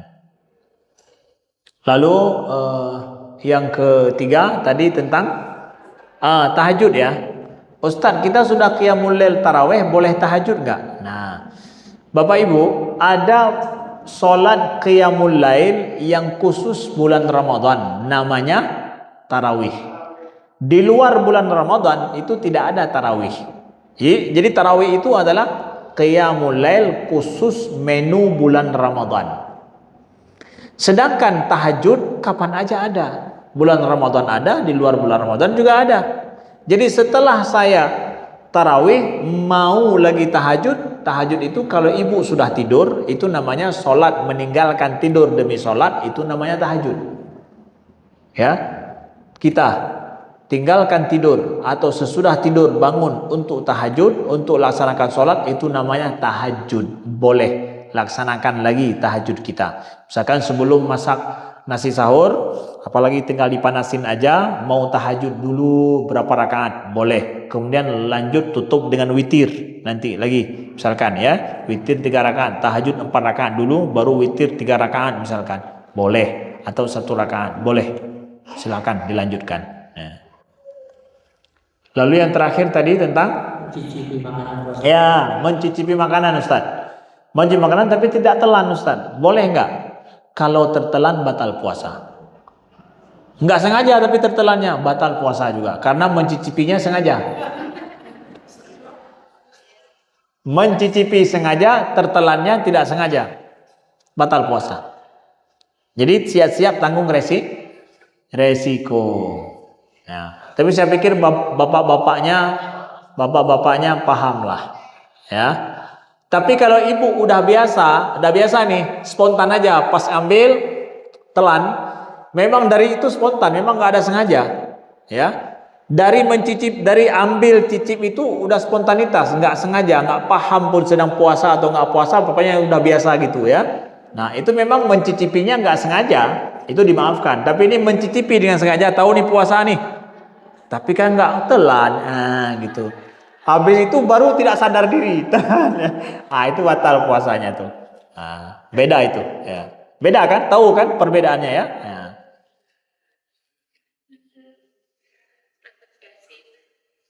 Ya, baik, ada yang lain?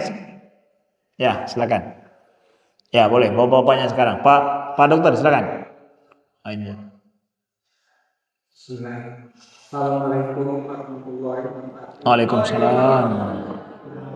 Saya mau bertanya kepada Pak Ustaz. Ya, apa?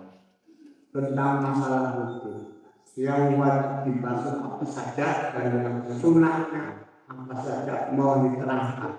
Terima kasih. Terima kasih. Ya, baik. Terima kasih. Ya, lanjut. Baik, terima kasih. Assalamualaikum warahmatullahi wabarakatuh. Waalaikumsalam. Saya mau tanya tadi pertanyaannya sih sebenarnya sudah hampir sama, Pak Ustaz. Tapi ini ada kalau di dalam kedokteran post nasal break. Jadi dulu pasien itu, saya punya pasien, dia terus mengeluarkan Cairan. tapi dia tidak bisa mengeluarkan. Nah, jadi walaupun dia sudah belajar untuk berusaha mengeluarkan, itu memang baiknya itu dikeluarkan. Nah, tapi ternyata dia tidak bisa. Nah, ini kira-kira seperti apa Ustaz? Walaupun tadi sama sih. Iya, maksudnya dikeluarkan dia dari dalam otak gitu. Cairannya. Dia ini di dalam rongga yang ada di dalam hidung. Hidung, ya. Terus? Nah, itu dia semua di dalam rongga ini kan punya silia-silia. Nah, ini mengeluarkan cairan. Kalau bahasa orang umumnya ya. Nah, dia tidak bisa mengeluarkannya. Jadi terpaksa harus ditelan. Ditelan. Jadi keluarnya lewat sini, lewat kerongkongan. Nggak bisa dikeluarkan keluar gitu. Oh, oke. Ya. Berarti itu cairan dari dalam nggak bisa dikeluarkan melalui kerongkongan. Ya, harus ditelan. Ya, betul. Baik. Ada yang lain? Bapaknya? Ya, baik, lanjut dulu ya. Nanti kita lanjutkan ke pertanyaan kalau ada. Bapak tadi bertanya tentang Ustadz, apa saja rukun daripada wudhu? Ya, coba Ustadz jelaskan rukun-rukun dari wudhu, yang mana yang sunnah, mana yang rukun. Nah, bagus ya. Bapak Ibu yang dimuliakan Allah, rukun wudhu itu apa saja? Faghsilu wujuhakum wa aydikum ilal marafiq wamsahu biru'usikum, ya. Wamsahu biru'usikum wa arjulakum, ya. Jadi yang wajib dibasuh, yang wajib dicuci di sini ya, dicuci ya. Arti cuci di sini apa? Wamsahu itu mengalirkan ya. Faghsilu ya. Ghuslun itu mengalirkan air. Air itu harus mengalir di mana saja. Pertama adalah wajah nih, wajah kita. Jadi semua dari batas awal rambut ini ya, itu semua sampai telinga nih ya, sampai batas semua yang tampak dilihat dari depan, itu wajib untuk kita alirkan air. Ya, jadi bukan membuatnya basah. Kalau kita tempel tangan kita, itu bisa basah juga, apalagi di musim dingin di daerah salju ya. Nempel gitu biar basah aja, itu enggak dianggap ghuslun. Ghuslun itu adalah mengalirkan air. Itu airnya harus mengalir. Di mana? Di wajah yang pertama. Harus ngalir itu. Di semua yang wajib kita kena air itu, harus ngalir airnya. Dari atas jatuh ke bawah gitu airnya. Sekali udah kena sekali semua basah, air itu mengalir di tempat itu, udah sekali. Ambil sekali lagi, basahin semua airnya mengalir 2 kali. Ambil sekali lagi, dapat rata semua mengalir airnya turun. Itu namanya ghuslun.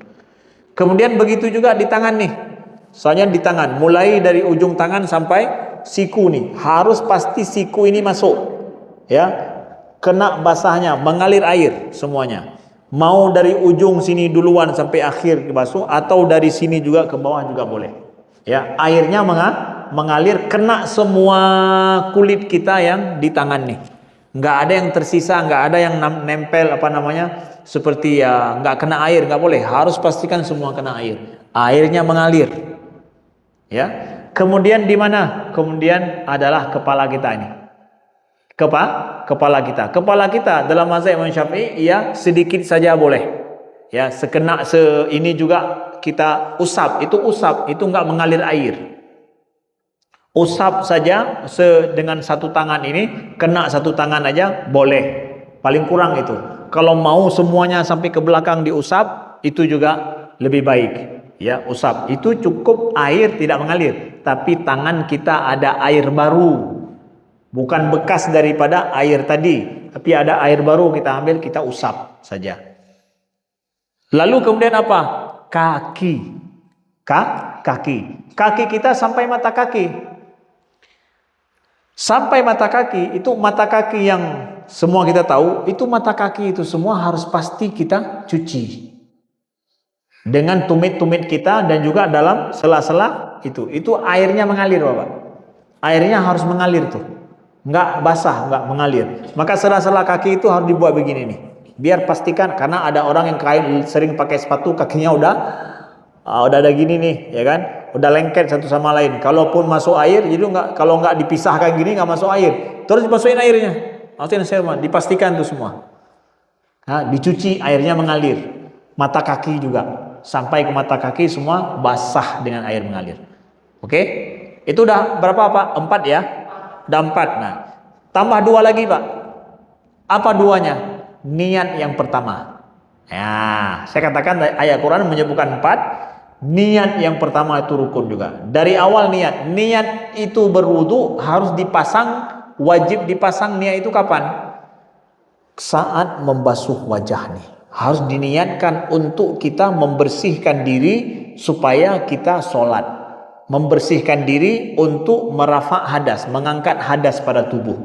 Niatkan paling lambat itu adalah saat kita membasuh ini. Nah, kalau diniatkan sedari awal misalkan bismillah, mulailah kita apa? Baca bismillah, kemudian kita cuci tangan, ya, cuci tangan berkumur-kumur, yang lain. Itu semua sunnah Pak. Kalau udah tahu yang tadi itu adalah rukunnya, ya. Itu udah 5. Rukun yang ke-6 apa?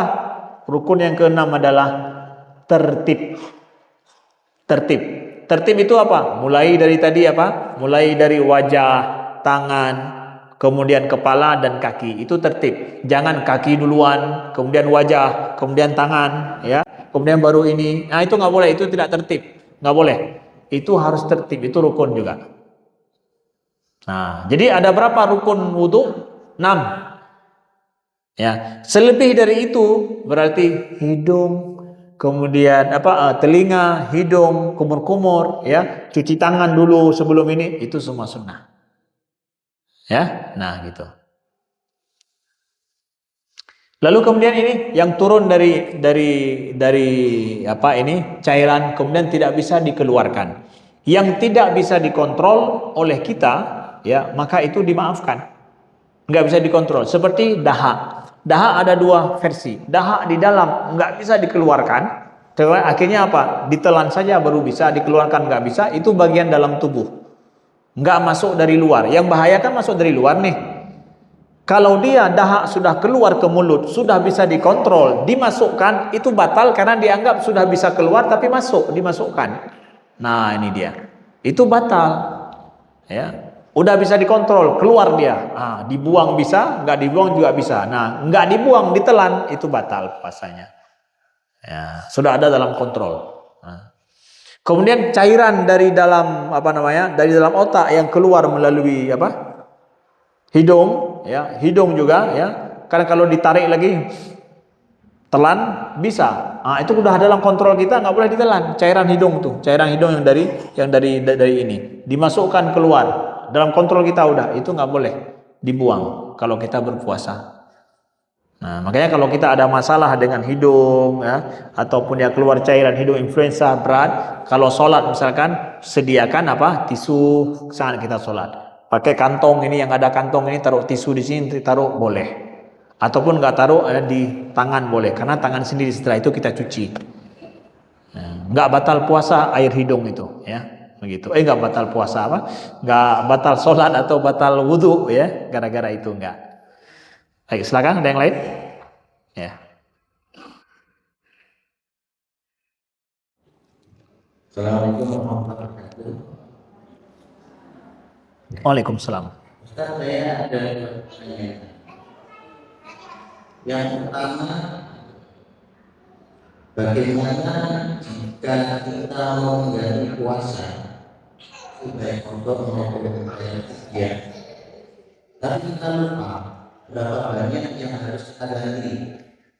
Karena ini ceritanya berapa tahun akhir saja dia dokter dimulai remaja itu udah kenal ada masukan.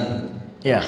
Kemudian yang kedua, pada saat mengeluarkan fidyah, apakah itu harus dinyatakan dengan terang, diikrarkan? Saya mau bayar fidyah atau bisa sembunyi-sembunyi, yang itu tidak terlihat. Terima kasih. Assalamualaikum warahmatullahi wabarakatuh. Waalaikumsalam warahmatullahi wabarakatuh. Bagus. Ada yang lain? Ibu-ibu, ada yang lain? Baik, saya jawab dulu yang ini. Ya. Baik, ini tentang masalah bayar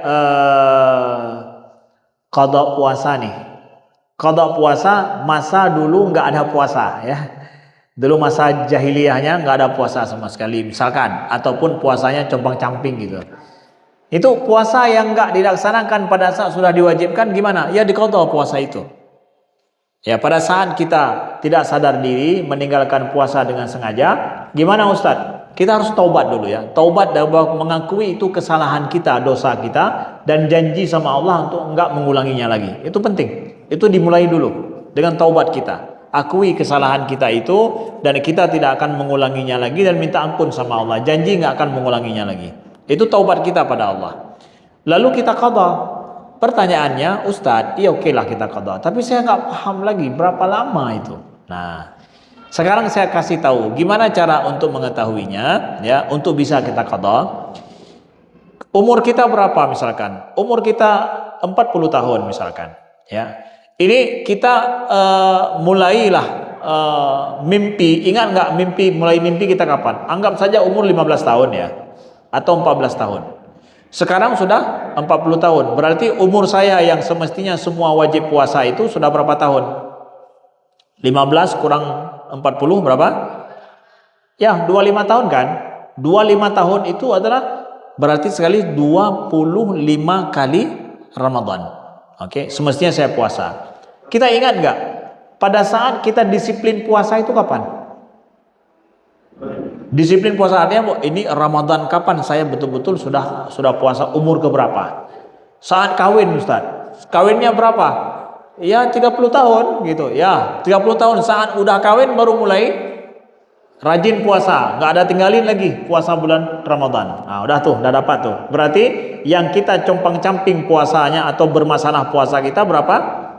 15 tahun. Nah, dalam 15 tahun ini coba ingat, apakah berapa persen kita puasa dalam bulan Ramadan? Ada 10%, kadang-kadang ada sehari 2 hari atau ya 5 hari lah. Pokoknya setiap itu ada 5 hari lah gitu puasa ya. Berapa persennya? Enggak Ustaz, sama sekali enggak ada. Udah dapat berarti. Kalau sama sekali enggak pernah puasa, berarti 15 tahun saya enggak ada puasa 15 kali Ramadan. Kalikan 30. Kalikan 30 berapa hari?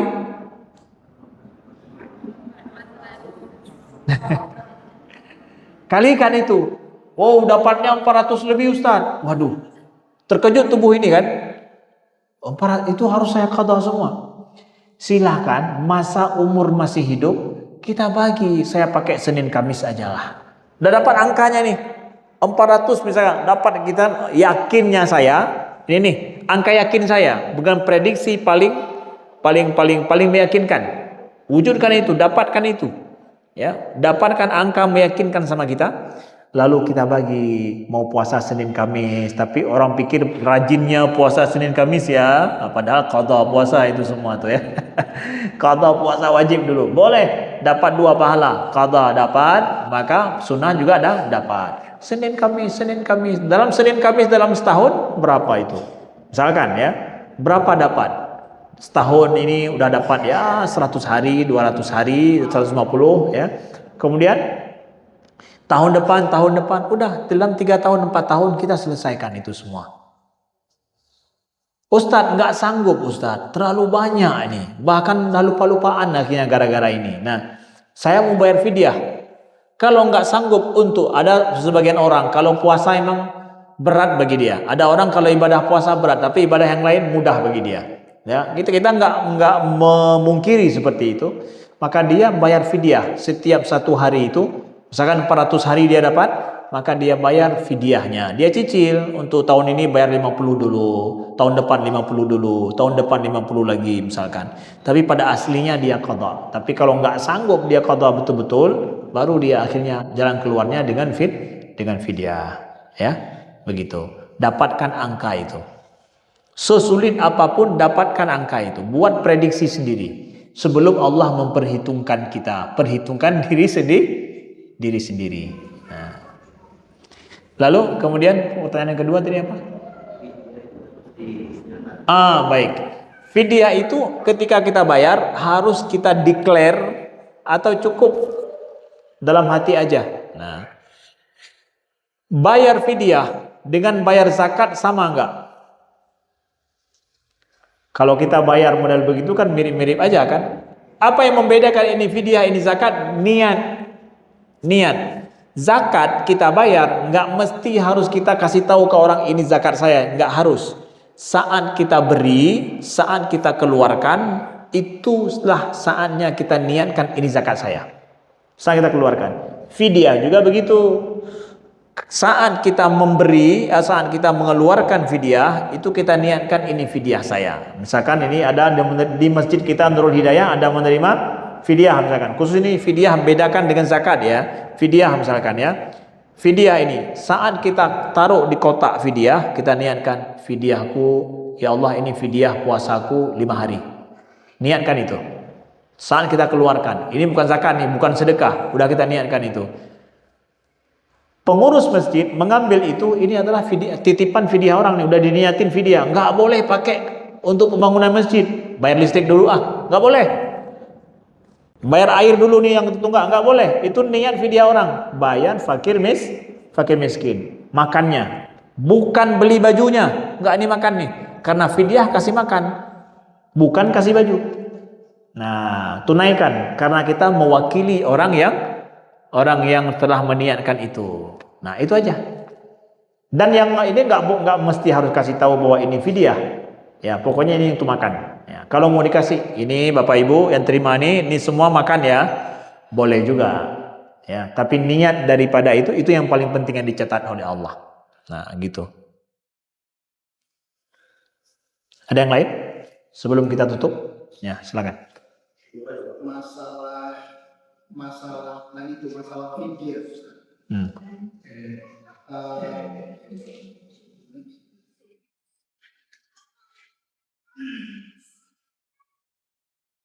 Menetapkan, mohon maaf tadi Ustaz kan menegaskan apakah berbeda atau dimakan sama orang yang miskin dengan kita. Saya sih maaf ya, kalau saya melihatnya sih hampir sama Ustaz. Posisi di Jakarta nih maaf ya, kalau kita melihat kategori miskin misalnya pemulung, kalau kita lihat dia makan maaf Ustaz, tetap mereka pilih pakai sayur kalau luar. Jadi saya sih melihat hampir sama. Nah, cuman bedanya barangkali harga. Ada kalau di kita itu kan sangat bervariatif makanan itu Ustaz. Nah, bisa satu porsi itu 15.000 dengan ayam. Tapi kalau di tingkatan yang lebih besar, barangkali di restoran yang lebih mahal, pakai ayam minimal barangkali 40.000. Ya kan? Nah, ini yang barangkali juga ini kan mesti menjadi bahan diskusi buat kami di pengurus untuk menentukan nilai batasan fidyah yang harus ditetapkan dari masjid. Walaupun tetap menurut saya idealnya adalah dari jamaahnya sendiri untuk dia menangkal berapa dia makan sehari. Ya, biasa dia makan di rumah. Ya, biasa dia makan entah itu 20.000 sehari atau 50.000 sehari atau bahkan kadang di rumah barangkali ibu-ibu bapak-bapak sehari barangkali kita belanja 100.000 untuk 4 anggota keluarga, bapak, ibu, 2 anak, mungkin hanya 100.000. Artinya 3 kali makan 100.000, mungkin seperti itu juga. walaupun berarti yang sangat berbeda masing-masing keluarga ini yang juga barangkali menjadi sebuah kesulitan di sisi pengurus untuk menetapkan dan untuk memberikan kesadaran kepada jamaah yang mau berfidyah untuk memberikan fidyah ini sesuai dengan takaran dirinya masing-masing. Nah, kira-kira ada patokan yang lain yang barangkali Ustaz bisa sampaikan ke kami untuk barangkali dari sisi pengurus agar lebih mudah untuk menetapkan standar yang kita tetapkan di masjid. Iya. Baik, terima kasih. Ya, betul. Ya, silakan, Pak Ali. Assalamualaikum warahmatullahi wabarakatuh. Waalaikumsalam warahmatullahi wabarakatuh. Pertanyaan saya ini sebenarnya yang selalu kita alami dan itu kita sholat tarawih saja. Sholat tarawih itu di bulan Ramadan. Sholat tarawih itu pasti setelah itu ada yang witir. Malamnya itu rutinitas kita mungkin kebanyakan kita di sini pasti ada qiyamul atau tahajud. Setelah kita sholat witir tarawih, kita belum sempat tidur, Ustaz. Karena perjalanan atau banyak faktor. Sementara itu sudah jam 2:30 atau 3 kita sudah waktunya untuk sholat tahajud atau qiyamul. Gimana itu, Ustaz? Ya, saya itu. Terima kasih. Assalamualaikum warahmatullahi wabarakatuh. Waalaikumsalam warahmatullahi wabarakatuh. Nah, baik, tadi tentang masalah berapa Ustadz kalau begitu fidyah yang harus kita ukur ya. Ada nggak tolak ukurnya? Allah sebutkan dalam Al-Quran min awsati ma tut'imun ahlikum. Kalau kita nggak tahu mengukur orang lain ya, berapa dia perlu bayar fidyah, berapa fidyahnya, berapa dia makan, maka ukur diri kita. Bagaimana kita kebiasaan makan, berapa porsi kalau sudah dimasak siap makan itu habis. Satu porsi berapa ya? Kalau sekarang mau ngukur nasi bungkus, kami kalau beli nasi bungkus itu setiap satu orang itu nasi bungkus yang 15.000 lah Ustadz ya. Dari kita gitu. Kalau disuruh beli nasi di luar, kita akan milih kebutuhan untuk makan lah. Enggak mencari yang enak nih. Tapi ya saya kalau disuruh makan demi untuk makan, saya akan cari yang berapa? Yang 5.000 misalkan. Itu saya sendiri begitu ya. Ya kalau begitu ya kita takar juga dengan 15.000 untuk kita bayar kepada orang lain misalkan untuk sekali makan. Ya kalau memang dia di sini 3 kali makan, 1 hari makan ya berarti kalikan 3. Ya, 45.000 ya itu sudah ada semua lauknya ya. Ya, ataupun ya 50.000 sudah semua lauknya. Nah, gitu ya. Dan kalau kita lihat saya mau juga ngasih sesuai dengan orang lain. Orang lain seperti apa? Boleh juga saya lihat orang lain seperti apa. Kalau saya minimalis, ada orang yang kaya tapi dia minimal sekali makannya. Apalagi sekarang saya sudah kena DM Ustaz. Jadi makannya hanya nasi. Jangan pula kita ukur dengan DM kita. Ya. Orangnya kalau begitu, kalau saya minimal sekali, saya ukur kebiasaan orang ya. Biasanya beli makannya apa sih? 15.000 tuh udah patokan lah Ustaz. Kalau 10.000 di sini nampaknya terlalu dilihat gimana ya. 15.000 sih itu sudah terhormat lah. Sudah banyak layak dia makan. Buat patokan seperti itu silakan boleh. Jadi jangan bingung kita. Kalau itu minimal ya. Kalau kita mau yang maksimal itu terserah kita. Minimal aja yang kita atur ya. Ya begitu ya. Jadi minimal yang kita atur. Jadi jangan pula kita buat bahwa fidyah itu jangan bilang hanya segini, enggak, minimalnya segini. Kalau dia ngasih lebih boleh. Nah gitu.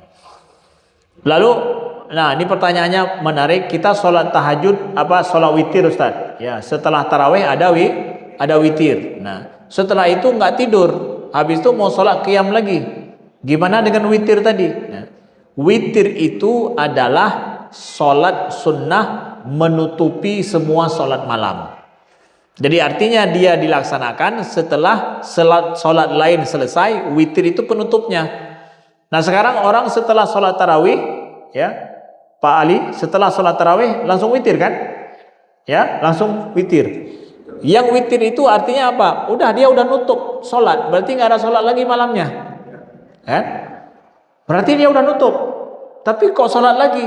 Nah, kita lagian ini Ustaz nonton bola nih. Kalau tidur bablas. Daripada bablas ya, mendingan sholat lagi kita kan? Ya, pergi ke masjid, zikir, mau sholat tahajud lagi atau sholat sunnah. Itu qiyam, namanya sholat qiyam lagi misalkan. Nambah lagi, boleh nggak Ustaz? Boleh. Tapi saya sudah witir tadi. Nanti tutup lagi dengan witir. Dengan kita sholat lagi setelah itu, sholat lagi, arti kita buka lagi nih. Yang tutup tadi nggak berlaku, buka lagi. Nah, nanti tutup lagi di akhir dengan witir. Nah, ya di akhir lagi dengan witir. Jadi jangan jadikan alasan sudah witir tadi nggak boleh sholat lagi. Nggak apa-apa, itu sunnah loh ya. Nah, jangan jadikan alasan itu. Ya. Begitu. Wallahu a'lam.